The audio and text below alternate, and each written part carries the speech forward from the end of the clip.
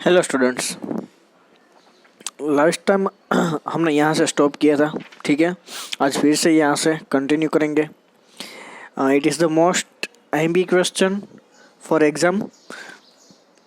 The heart is our pump. Okay, so आपको ये figure है वो याद रखनी है और हमें फिगर के थ्रू ही हमें लर्न करना है। चलिए, तो अब हम स्टार्ट करते हैं।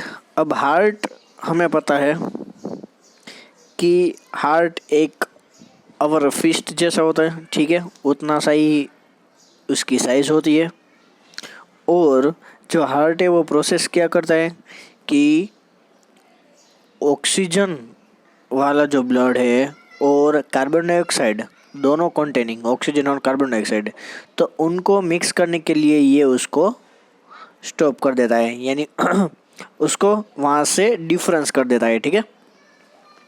तो वो दोनों मिक्स नहीं होते हैं। तो ये होता है हमारा हार्ट का वर्क। अब यहाँ पे फिगर के थ्रू हम लर्न करते हैं, ठीक है। यहाँ पे आप देखते जाना। ओके, सबसे पहले यहाँ तो हार्ट में टोटल 4 चैम्बर्स होती है। 2 है वो 2 है वो अपर रिसीविंग चैम्बर्स होती है, ठीक है। और नीचे 2 चैम्बर्स होती है, यानी टोटल 4 चैम्बर्स। ओके, अब जो लेफ़्ट चैम्बर्स की बात कर रहे हैं हम, सबसे पहले हम लेफ़्ट चैम्बर्स की बात करेंगे, उसके बाद हम राइट चैम्बर्स की बात करेंगे। सो ध्यान से देखना, ठीक है। फिर आप लाइन बाय लाइन आप रीड कर लेना। अब लेफ़्ट चैम्बर्स में क्या होता है कि ऑक्सीजन है जो उसका ब्लड है वो लंग्स तक पहुंचता है, ठीक है। किसके थ्रू? जो अपर लेफ्ट चैम्बर है वो डायरेक्टली हार्ट के थ्रू कनेक्ट होता है, यानी left atrium through pulmonary veins. यहाँ पे आपको देखिए फिगर में,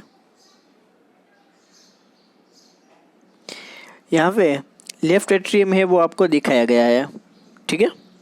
the left atrium relaxes when it is collecting this blood. तो वो रिलैक्स होता जाता है जब उसके पास सभी जो ब्लड आते हैं, ठीक है, जितना भी ब्लड आता है तो वहाँ पे वो रिलैक्स हो जाता है।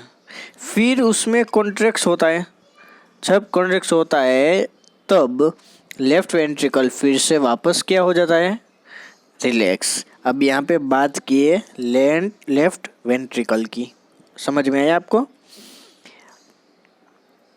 यहाँ पे बात की है हमने रिलैक्स की, यहाँ पे बात की है हमने कॉन्ट्रैक्ट्स की, ठीक है। So the blood is transferred to the left ventricle. So पूरा का पूरा जो ब्लड है वो कहाँ से यहाँ जाता है। ओके, ये बात क्लियर है। When the muscular left ventricle contracts, the blood is pumped through aorta and supplied to the whole body. So यहाँ से ये जो blood है वो डायरेक्टली कहाँ पे? यहाँ पे जो aorta की बात की है, ठीक है, वहाँ पे ये जाता है और फिर वहाँ से सारी बॉडी में वहाँ से पहुँचता है। अब राइट चैम्बर्स में क्या होगा? डाईऑक्सीजनेटेड blood comes.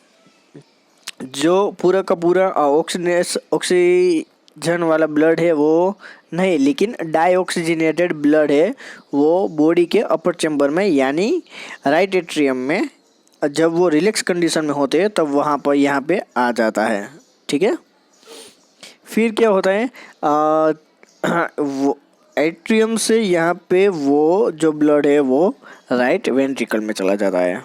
Okay, This transfer deoxygenated blood to the right ventricle, which is turn pumps it through pulmonary artery to the lungs for the oxygen. तो यहाँ से पल्मोनरी आर्टरी के थ्रू ये लंग्स तक पहुँच जाते हैं और फिर वहाँ पे इसका वो ऑक्सीजन है वो उसको ब्लड है उसको प्योर कर देते हैं। Valves ensure that blood does not flow backwards when the atria or ventricles contract. Since ventricles have to pump blood into various organs, they have thicker muscular walls than the arteria do. यानी यहाँ पे सभी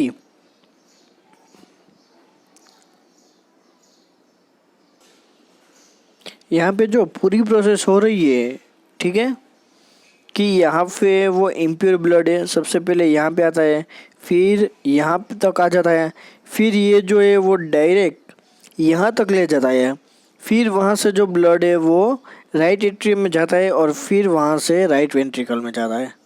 सो इस तरह से full जो path है वो इस तरह से प्रोसेस करता है।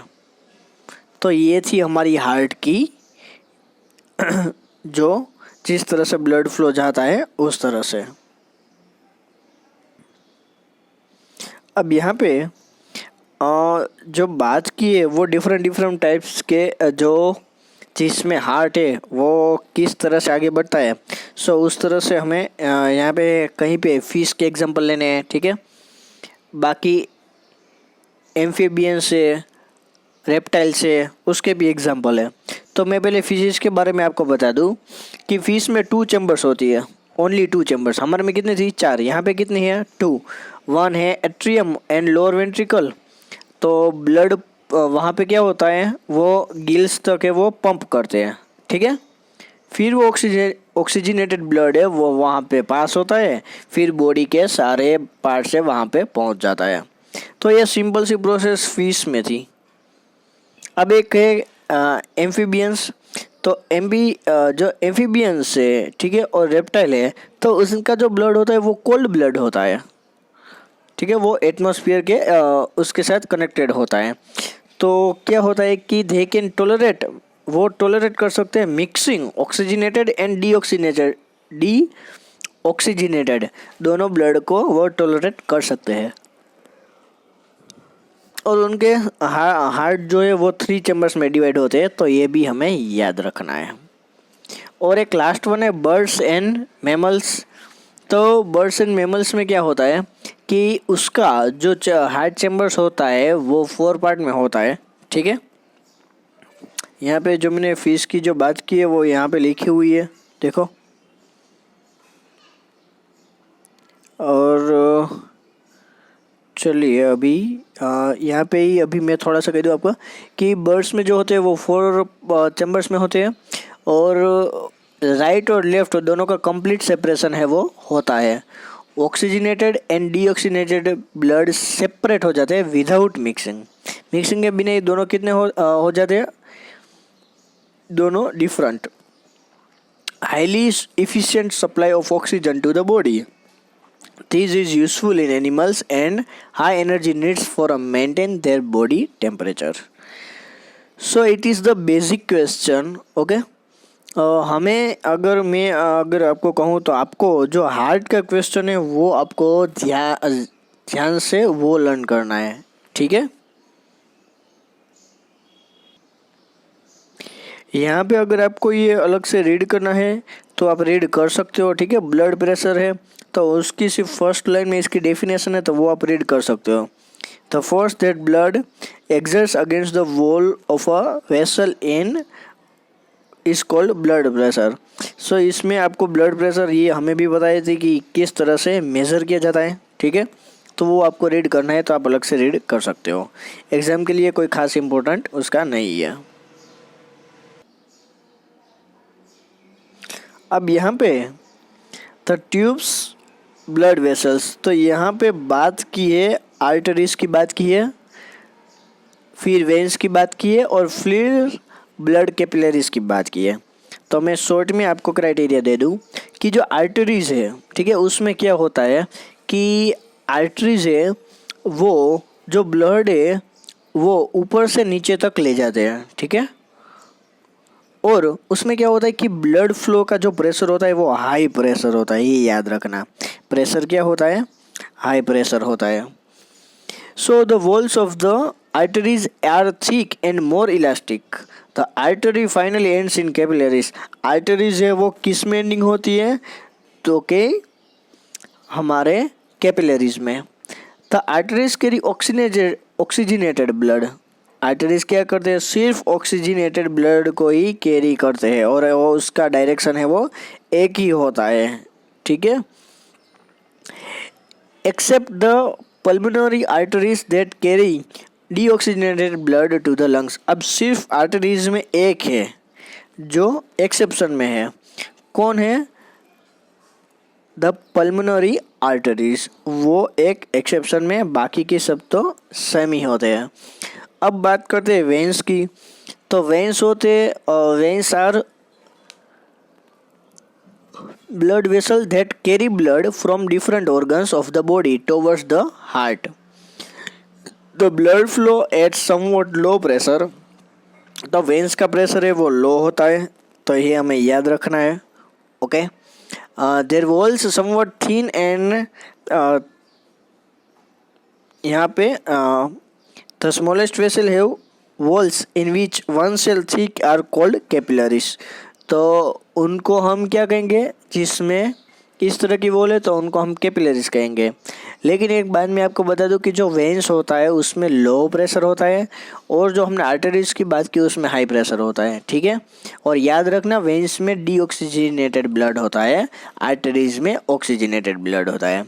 और कैपिलरीज में कुछ इतना ही है सिर्फ कि smaller and smaller vessel to the bring the blood in contact with each other, the individual cells. The smallest vessels have one cell layered thick walls are called capillaries. तो आपको कैपिलरीज के सिर्फ 2-3 पॉइंट्स से आपको याद रखने, और कुछ ज़्यादा आपको याद नहीं रखना है। ठीक है, तो ये था आर्टरीज, वेसल और कैपिलरीज के बारे में। अब यहाँ पे बात की है प्लेटलेट्स की। ठीक है, तो हमें पता है कि हमारी बॉडी में कहीं पे डैमेज हो जाता है, ब्लीडिंग हो जाता है, हम इंजर्ड हो जाते हैं, तो उसके लिए हमारी बॉडी में जो प्लेटलेट्स है उनकी एफिशिएंसी हो जाती है। तो बाद में क्या करना होता है कि हमें प्लेटलेट्स को बढ़ाना पड़ता है ताकि जो हमारी इंजरी है वो जल्द से जल्द ठीक हो जाए। ओके, अब यहाँ पे लाइम क्वेश्चन है। ठीक है, तो लाइम्फ में क्या होता है कि ये एक जो ब्लड को जो ले जाते हैं, ठीक है, कलरलेस होता है। Lymph is a colourless fluid. Okay, and it is involve in transportation, so is called fluid. तो सबसे पहले आपको ये याद रखना होगा कि उसको लिम्फ है वो किसे कहते हैं। अब क्या होता है कि हमारी जो बॉडी होती है, जो वॉल होती है, तो उनके जो पोर्स होते हैं तो उसमें प्लाज्मा होते हैं, प्रोटीन्स होते हैं और ब्लड सेल है, वो सभी है वो वहाँ पे होते हैं।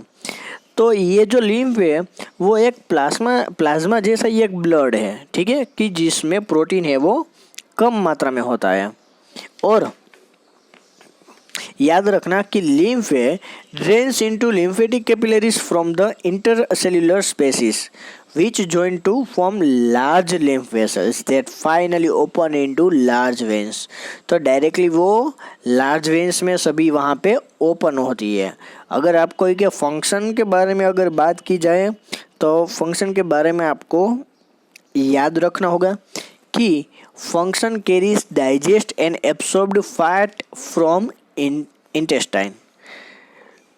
इंटेस्टाइन में जो भी फैट होती है, चर्बी होती है, उनका क्या करते हैं? एब्सॉर्ब करते हैं और उनको डाइजेस्ट करते हैं। और एक और है कि इंटरसेल्युलर स्पेस है, जो भी है वो वापस वो ब्लड को वापस वहाँ पे उसी पास से आगे बढ़ा के भेज देते हैं।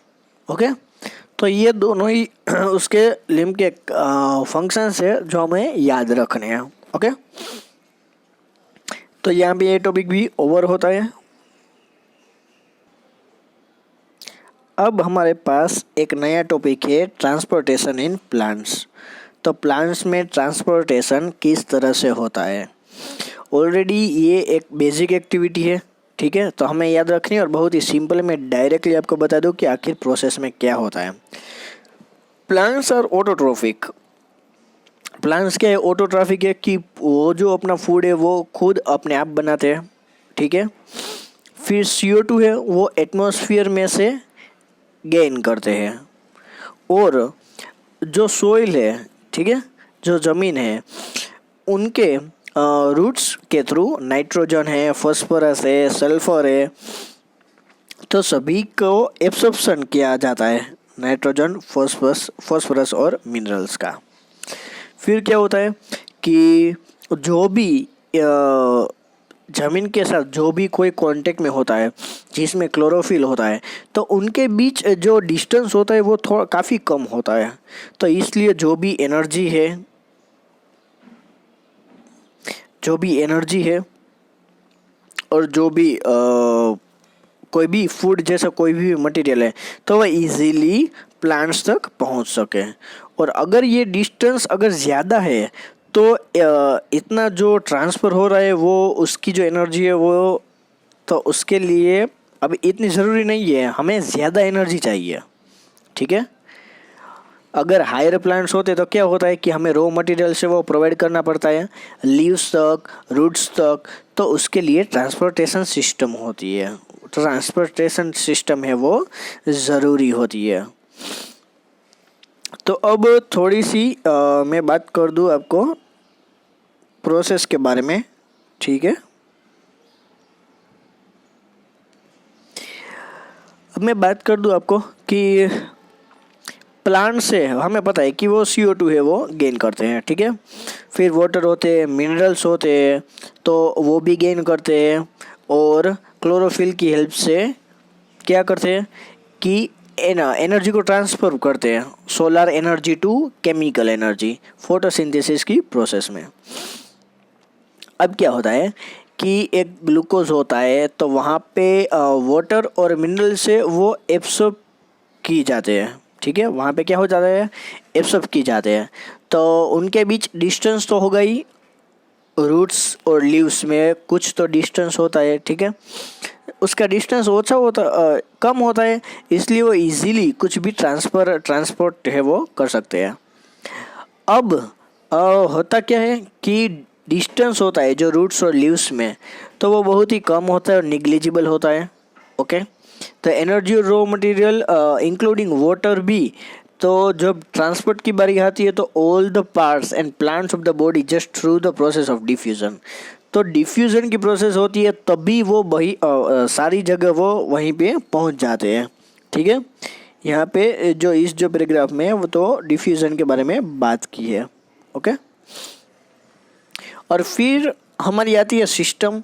तो सिस्टम में क्या होता है कि भाई इतना जो डिफ्यूज़न हो रहा है वो इजीली ट्रांसपोर्ट है वो हो रहा है, लेकिन वो सफिशिएंट नहीं है। ठीक है, तो इसके लिए हमें प्रॉपर एक पूरी सिस्टम है वो बनानी चाहिए। ओके, तो इसमें जो प्रोसेस है वो दो पार्ट में होती है, एक कहते हैं हम जाइलम और एक कहते हैं फोलम। ठीक है, ये दोनों होती है कि जिसमें रॉ मटेरियल से और रूट से उनको ट्रांसपोर्ट है वो इसके थ्रू किया जाता है। तो अब हमें समझना है कि जाइलम में क्या होता है। जाइलम में यानी वाटर सप्लाई होता है। ठीक है, लेकिन वो हम करेंगे हम नेक्स्ट लेक्चर में। ठीक है, तब तक के लिए आप इतना है वो लर्न कर लीजिए, बाकी वो क्वेश्चन मैं आगे आपको करा दूंगा। ठीक है, थैंक यू।